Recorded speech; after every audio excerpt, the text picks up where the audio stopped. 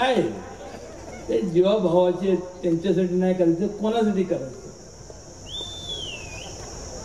आज तिला संधी मिळाली पाहिजे का नाही मला सांगा. नाही जाऊन कधी मिळणार? काळ्याची पांढरी झाल्यानंतर, जेव्हा ती तुमच्यासाठी काय करू शकणार नाही.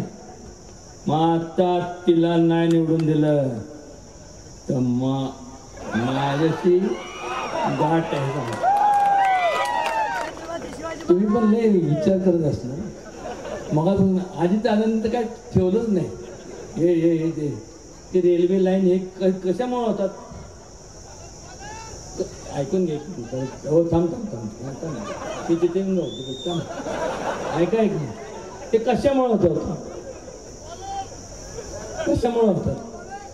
ज्या वेळेस एक नियोजन केलं जातं, नियोजनच्या माध्यमातून संपूर्ण सगळ्या इकडं तिकडं तुम्ही निधीचं वाटप केलं जातं. काय होतं मला सांगा. बीड म्हणजे आज फरक पडला का नाही? मगाशी शेवटी पाणी आम्ही देणार, लक्षात घ्या. तसलं नाही पाणी.